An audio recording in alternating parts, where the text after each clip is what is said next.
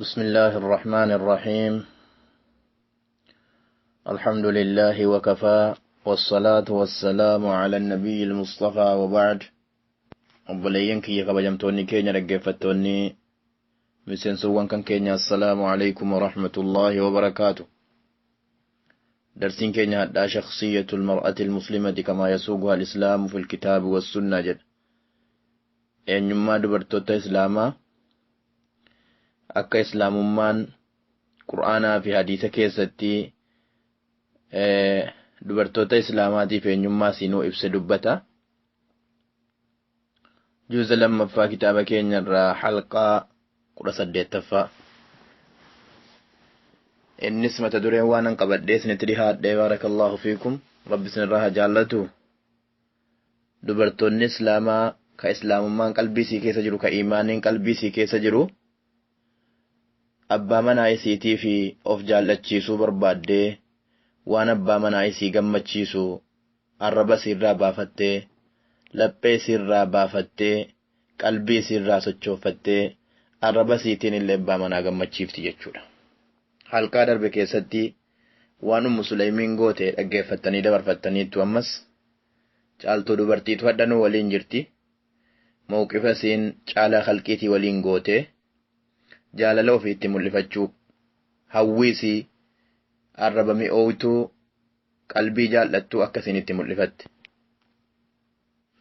موقف سر ومن المواقف الذكية المحببة في تودد المرأة المسلمة لزوجها. موقف سي بريدو تاتي جالتمتو تاتي abbaan manaa haati manaa dubartiin islaamarraa taate abbaa manaa ofii jaallachiisuuf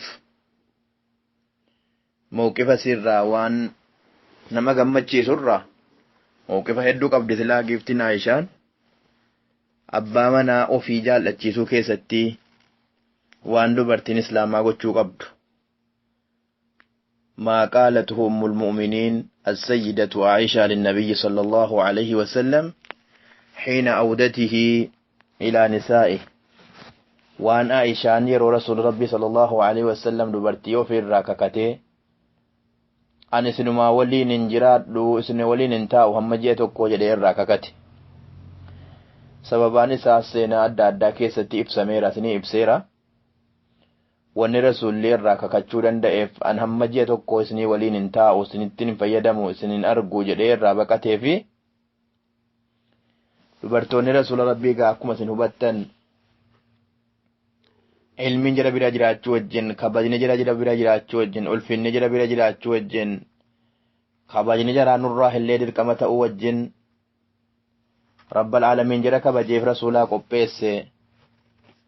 kanumaa waliin yeroo tokko gatii rasuula rabbii sallallahu alaihi wasallam haalli isaanii bashaashaa gatii ta'eef, gatii cunfiin isaan bira hin jirreef, gatii hunna agarsiifachuun isaan bira hin jirreef, gatii rasuula rabbii sallallahu alaihi wasallam haalli isaanii tolaa ta'eef guyyaa gaaf tokko waan rasuula rabbiin jaallanne irraa rasuula rabbii qananii biyya duniyaan jaallatu, biyya duniyaa irratti bashannanuu, biyya duniyaa irratti firaashii, tiraazii irratti tiraazii godhachuun jaallatu, mana irratti mana, makiina irratti makiinaa godhachuun jaallatu, nyaata irratti nyaata dirriba nyaachuun jaallatu.